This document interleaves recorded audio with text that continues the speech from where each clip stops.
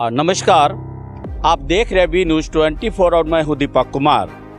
जैसा कि आप सभी जानते हैं कि इस समय जो देश में एक तो त्योहारों का मौसम चल रहा है और दूसरा जो बिहार में नगर निकाय चुनाव का जो गहमा गहमी चल रहा है।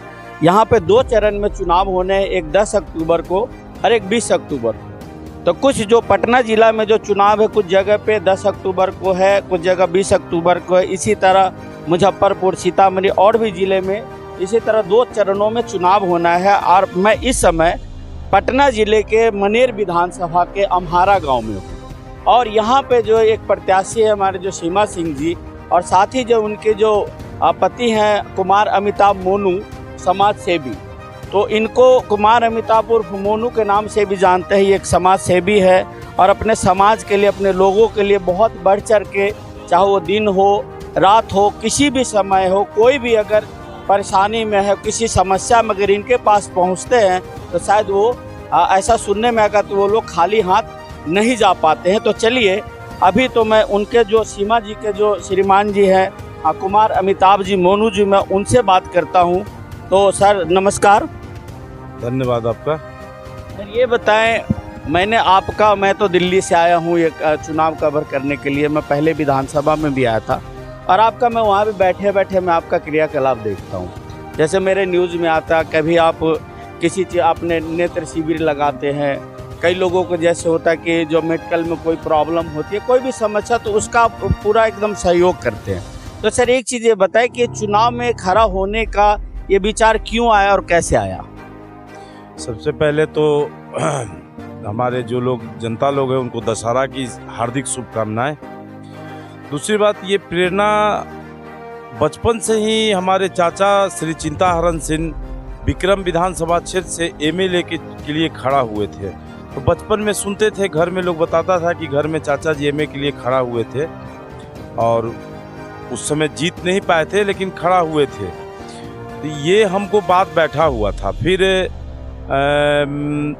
डॉक्टर उत्पल कांत भैया हैं, वो हमको सिद्धार्थ के कैंपेनिंग में, हम पटना में अपना हॉस्पिटल में रहते थे, डॉक्टरी के नाते कहते थे कि चलो मोनू चलते हैं सिद्धार्थ का कैंपेनिंग करने के लिए। तो हम उनके साथ रहते थे। तो वहाँ से थोड़ा मेरी जिज्ञासा आगे बढ़ी कि हम इसको करें और सेवा तो हम कर ही रहे थे।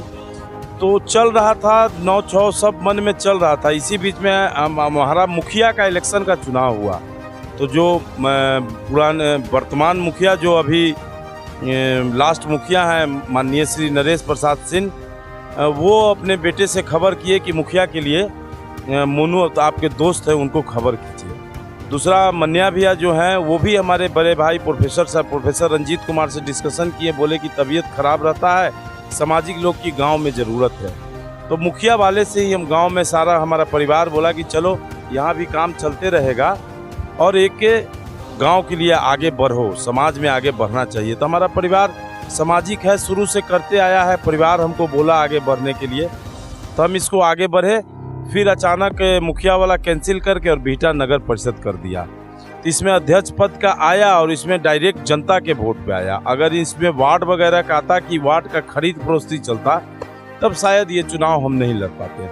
लेकिन एक अच्छा मौका आया हमको जनता के सेवा करने का। जो अभी तो जो लोग परिचित थे, जो मेरे माध्यम से जुड़े हुए थे, उन लोगों का मैं करते आया हूं। लेकिन एक मेरा मन था कि हम सब लोग को अपने से चढ़ बढ़ के करें। तो ऐसा पद आया है कि इसमें हमको भगवान ने मौका दिया है, बस आगे हम इसको आगे बढ़ाएं इस मुहिम को। अच्छा सर, जैसे मैं सुना हूँ आपका जो मेडिकल लाइन का जो प्रोफेशन है मेडिकल लाइन में है, शायद कोई आपका पटना में कोई हॉस्पिटल भी है, तो कौन सा हॉस्पिटल है वो? पटना में हॉस्पिटल है रूबन हॉस्पिटल के नाम से। हमारे बड़े भाई डॉक्टर कर्नल लेके सिंह, उन्होंने रूबन हॉस्पिटल की स्थापना की और 2004 में उन्होंने अपने साथ, पहले मैं ट्रैक्टर कंपनी में काम करता था, उन्होंने 2004 में अपने साथ ज्वाइन किया। फिर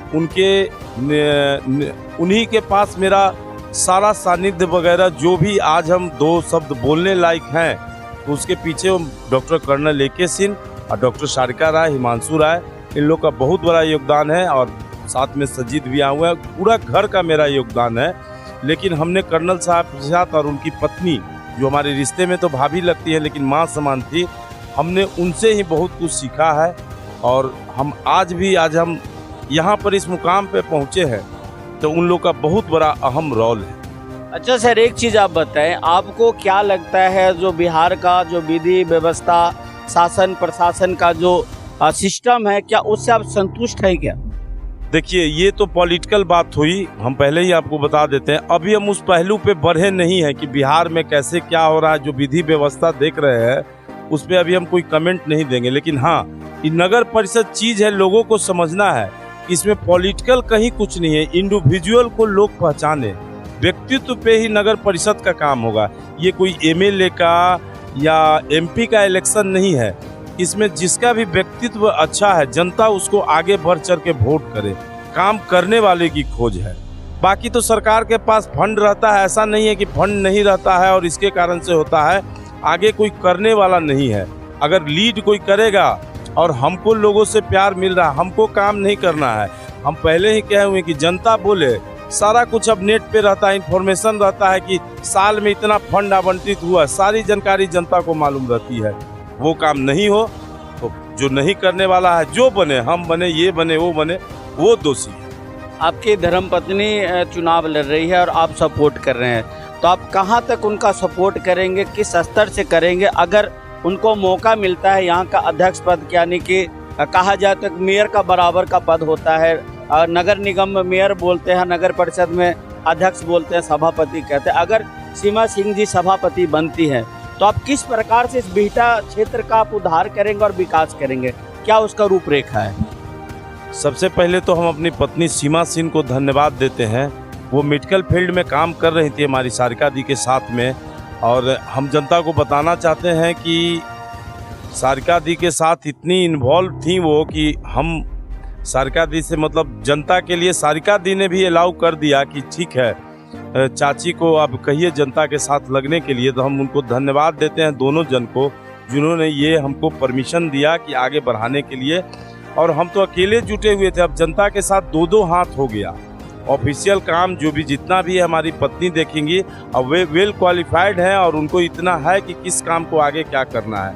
आज जो सामाजिक काम है, जिन लोग का मदद है, अब तो दो दो हाथ हो गया। पहले हम अकेले थे और आज महिला सीट होने से दो हाथ हो गया। तो हम मिलजुल के आगे बढ़ाएंगे। बहुत सारा काम है बिहटा नगर परिषद में। देखिए, 4 चीज़ तो बहुत प्रमुख होता है: शिक्षा, स्वास्थ्य, नल जल, सड़क, ये सब तो 4 चीज़ प्रमुख है। उसके अलावा भी बहुत सारा प्लान है।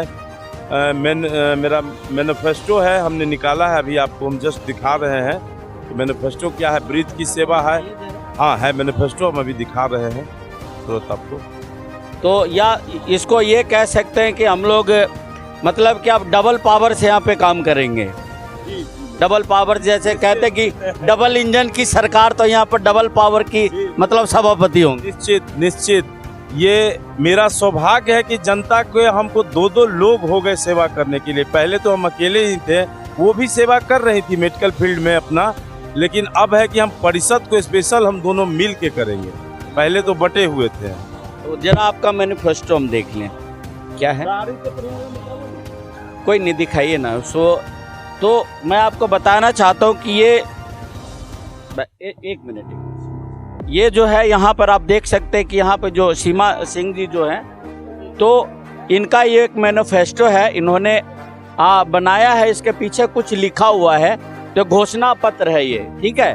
तो मैं पढ़ के सुनाना चाहता हूँ कि इनका जो घोषणा पत्र क्या है। क्यों? जी हाँ, ये जो सीमा जी हैं, जो अमित जी के जो धर्मपत्नी जी हैं, कुमार अमिताभ जी के जो धर्मपत्नी जी, उनका कुछ यहाँ पर परिचय दिया है। समाज सेवी कुमार अमिताभ मोनू जी की धर्मपत्नी सीमा सिंह 10 वर्षों से स्वास्थ्य सेवा से जुड़ी हुई हैं। हजारों हजार लोगों को चिकित्सीय सुविधा उपलब्ध कराई। मां वनदेवी महाधाम नेत्र शिविर के माध्यम से 6000 से ऊपर परिवार के लोगों को लाभान्वित हुए हैं। सैकड़ों मरीजों का पूर्णतः निःशुल्क मोतियाबिंद का ऑपरेशन भी किया गया। 5000 से ऊपर लोगों को नेत्र विशेषज्ञों से जांच के उपरांत निःशुल्क चश्मा सम्मान उपलब्ध कराई। 6000 से ऊपर लोगों को फ्री आई ड्रॉप जांच उपरांत उपलब्ध कराई। 20 से ऊपर मां वनदेवी महाधाम नेत्र शिविर का बिहटा नगर परिषद के विभिन्न क्षेत्रों में सफल इन्होंने आयोजन किया। यानी कि ये ऐसा नहीं था कि इनके मन में ये था कि मुझे चुनाव लड़ना है, कोई होता है कि स्वार्थ बस काम करते, लेकिन ये ऐसा है कि ये लोग निस्वार्थ रूप से यहाँ पर जनता की सेवा कर रहे हैं। और जस्ट इसके पीछे उन्होंने कुछ अपना घोषणा पत्र भी दिया, तो मैं आपको थोड़ा मैं पढ़ के सुना देता हूँ। सबसे पहले उन्होंने लिखा, वृद्ध सेवा, जो राज्य और केंद्र प्रदत्त सभी सुविधाओं को उपलब्ध कराना, हर महीने फ्री हेल्थ चेकअप, स्वास्थ्य के लिए 24/7 यानी 24 घंटे और 7 दिन उपलब्ध कराना, शिक्षा पर शैक्षणिक व्यवस्था को ठीक करना, लाइब्रेरी को सुव्यवस्थित करना, अनियमितता को दूर करना, छात्र छात्राओं को शौचालय की व्यवस्था एवं स्वच्छता का ध्यान, खेल कूद की सुविधा की उपलब्धता सुनिश्चित करना, स्वास्थ्य मोतियाबिंद इलाज हेतु हर महीने विशाल पैमाने पर शिविर का आयोजन, सभी सरकारी चिकित्सालयों को व्यवस्थित करना, आवश्यक दवाओं की उपलब्धता सुनिश्चित करना, डॉक्टरों को उपलब्धता और उनकी सुनिश्चित करना, डेंगू व मलेरिया जैसे रोगों से बचाव हेतु आवश्यक दवाओं को नियमित छिड़काव, साथ ही इसके नीचे हेल्थ पॉलिसी यानी कि सरकार प्रदत्त सभी स्वास्थ्य इंश्योरेंस से जन जन को जोड़कर विपदा से बचाव करना। उसके बाद है इन्होंने युवा के लिए सोचा है, स्थानीय युवा को परिषद के प्रतिष्ठानों में रोजगार व वरीयता, लघु एवं कुटीर उद्योग आदि को प्रोत्साहन देने के लिए सरकारी प्रोत्साहन राशि और लोन की उपलब्धता सुनिश्चित करना। साथ में किसान के लिए भी इनके पास में कुछ विजन है, किसानों को पटवन के साधन उपलब्ध कराना, सरकारी बोरिंग व्यवस्था को नियमित व सुचारू करना, किसानों को सर्वांगीण विकास के लिए सभी समुचित उपाय सुनिश्चित करना। साथ ही जो कहते हैं कि हमारे देश की अगर कोई शक्ति है तो नारी शक्ति है, तो अगर उनके बारे में हम कुछ ना सोचे तो शायद वो बेईमानी होगी। तो इन्होंने नारी के लिए भी यहाँ पर सोचा है कि हर महीने फ्री हेल्थ चेकअप, रोजगार में प्राथमिकता, वार्ड वार सिलाई कढ़ाई केंद्र की स्थापना, आशा दीदी, जीविका दीदी जैसी योजनाओं से जरूरतमंदों को जोड़ना, महिलाओं को स्वरोजगार के लिए प्रशिक्षण केंद्र स्थापना, महिला सशक्तिकरण एवं हर संभव प्रयास करना। साथ ही एम्बुलेंस सेवा है, क्षेत्रीय निवासी के लिए 7 दिन 24 घंटे एम्बुलेंस सुविधा का उपलब्ध कराना है। इधर है पशुपालक का, तो पशुधन की सुरक्षा हेतु इंश्योरेंस पॉलिसी की उपलब्धता और जागरूकता, सरकारी पशु चिकित्सा सुविधाओं को सुनिश्चित करना, कंपोस्ट एवं अन्य माध्यम से पशुपालकों की आय बढ़ाना, अनुदान की उपलब्धता। तो कहे तो हर वर्ग के लिए इन्होंने सोचा है, खेल कूद के लिए है, हर घर रोजगार के लिए भी, पर्यटन है, पार्किंग है, स्वच्छता है, ड्रेनेज सिस्टम है, पार्क और बिजली है। यानी कि बहुत अच्छा इनका मैं कहूँ कि मैनिफेस्टो, अगर इन पे ये काम करते तो शायद मुझे तो नहीं लग रहा कि इस एरिया में किसी चीज़ की सर कमी होगी। ये हम अपना लोग मैनिफेस्टो इसको नाम रखे हैं, लेकिन ये मेरी इच्छा है कि हम इसको आगे करें। ये हम अपनी इच्छा जाहिर किए हैं और इसको हम लागू करेंगे निश्चित। सर ये कितना % ये लागू होगा? हमारे तरफ से कोशिश रहेगी 100%। इसी के लिए तो मैनिफेस्टो तो बहुत लोग छपवा लेते हैं, मंच पे बड़े बड़े दावे कर देते हैं, चुनाव के बाद वो मैनिफेस्टो जो है कूड़े के डब्बे में दिखाई देता, कहीं भी वो इम्प्लीमेंट नहीं होता। हम इसमें कहना चाहेंगे कि मेरे साथ एक प्लस पॉइंट ये है कि हमको जो सरकारी सुविधा मिलेगा, उसके बाद प्राइवेट सुविधा भी, मेडिकल के लिए तो हम एकदम निश्चिंत हैं। बाकी सभी लोग हमारे साथ इतने अच्छे अच्छे लोग जुटे हुए हैं। आदरणीय डॉक्टर शांति राय मैडम हैं, डॉक्टर सजीत कुमार जी ने, कर्नल लेके सिन्हा मानसूर आए हैं, बहुत से हमारे परिवार के लोग हैं। क्षेत्रीय विधायक हमारे भतीजा लगते हैं विक्रम के सिद्धार्थ सिंह। तो एक हमारा परिवार कुनवा टाइप के। कांग्रेस के विधायक तो सिद्धार्थ जी, हाँ, वो हमारे अपने भतीजा हैं, सामने में देख सकते हैं उनका घर है, हम अपने घर पे हैं, सामने एक जगह है। अब पूरा गांव मेरे साथ है, हमारा पूरा गांव मेरे साथ है। तो हम लोग इतना ताकत रखते हैं कि मिलजुल के पूरे गांव हम लोग मिल के पूरे क्षेत्र को कोशिश करेंगे कि किसी को परेशानी। आप देख सकते हैं नौजवान से लेके हर वर्ग हर जाति से लोग हैं, सब लोग हमको प्यार दे रहे हैं और इस मुहिम को वही लोग करेंगे।